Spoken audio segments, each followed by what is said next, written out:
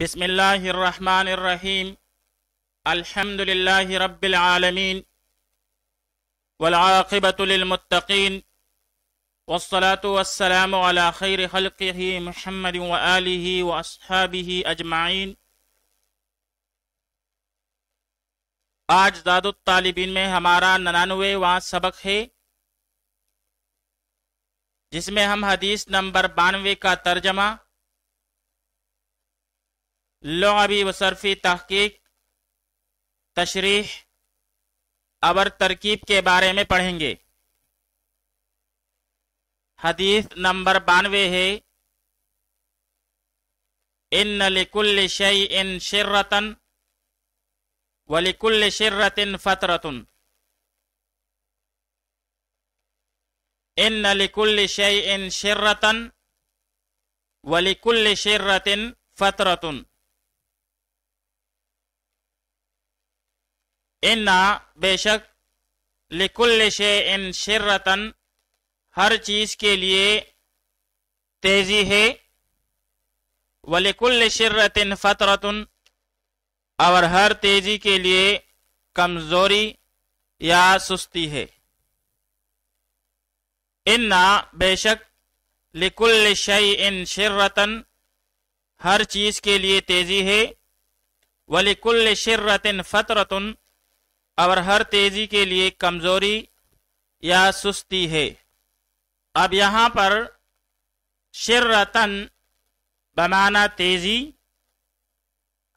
کہتے ہیں، اعوذ باللہ من شرۃ العذب۔ اسی طرح غصہ کو بھی شرۃن کہتے ہیں، اور پھرتی اور چستی کو بھی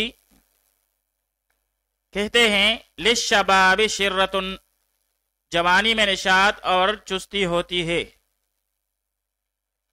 پھر باب نصر ینصر اور ضرب یضرب سے شر یشر شرۃن اور یا شر یشر شرۃن بمعنی شری اور فسادی ہونا، شریر ہونا، شرارت کرنا، فساد مچانا۔ اور باب نصر ینصر سے اگر مصدر شرن ہو تو معنی بدنام کرنا، عیب نکالنا، نقصان پہنچانا۔ فترتن بمعنی کمزوری، ڈھیلا پن، دو زمانوں کے درمیان کا عرصہ، دو نبیوں کے درمیان کا وقفہ، پیریڈ، انٹرول۔ پھر فترۃ الرخاء بمعنی اقتصادی خوشحالی کا دور، اور الفترۃ الدقیقیۃ بمعنی نازک دور، اور فترۃ المعانات بمعنی مصائب کا دور۔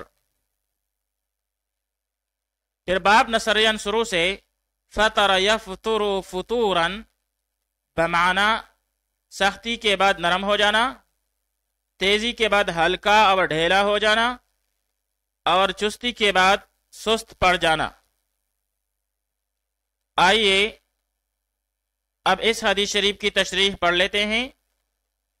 علماء کرام نے اس حدیث شریف کا مطلب کچھ یوں بیان کی ہے کہ جب کوئی شخص کسی کام کو شروع کرتا ہے تو شروع میں تو وہ اس کام میں بہت تیزی دکھاتا ہے، لیکن بعد میں وقت گزرنے کے ساتھ ساتھ اس میں سستی آ جاتی ہے۔ اس حدیث شریف میں بھی اس بات کی ترغیب دی گئی ہے کہ ہر کام میں ابتدا ہی سے میانہ روی اختیار کی جائے، اعتدال کا راستہ اختیار کرنا چاہیے، تب ہی وہ کام انجام کو پہنچ سکے گا۔ علماء کرام فرماتے ہیں، اس حدیث شریف سے یہ اصول مستنبط ہوتا ہے کہ جو شخص اعتدال پر رہے گا وہ انشاءاللہ تعالی جمع رہے گا۔ اس کی تائید اس حدیث سے بھی ہوتی ہے جس میں فرمایا گیا ہے، احب الاعمال الی اللہ ادومها وان قل۔ اللہ کے نزدیک وہ عمل زیادہ پسندیدہ ہے جو کہ دائمی طور سے ہو اگرچہ کم ہو۔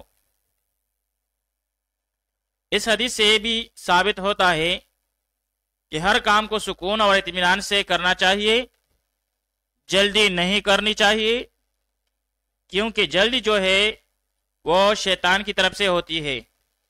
والعجلۃ من الشیطان۔ آئیے اب اس حدیث شریف کی ترکیب پڑھ لیتے ہیں۔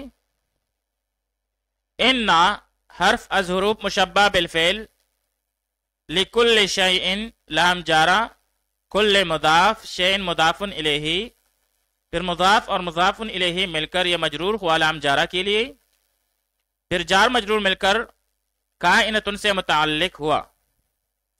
کائنۃ سیاہ اسم فاعل، اور اس میں ہیا ضمیر فاعل، اور پھر یہ متعلق سے مل کر یہ خبر مقدم ہوئی انا کے لیے۔ شرۃن یہ اسم ہوا منصوب بالفتح لفظن ہو کے انا کے لیے، پھر انا اپنے اسم اور خبر سے مل کر جملہ اسمیہ خبریہ ہو کر معطوف علیہ، کیونکہ اس کے بعد واو عاطفہ ہے۔ لکل شرۃ لام جارہ، کل مضاف، شرۃ مضاف الیہ، پھر مضاف مضاف الیہ مل کر مجرور ہوا لام جارہ کے لیے، اور پھر جار مجرور مل کر یہ کائنۃ سے متعلق ہوا۔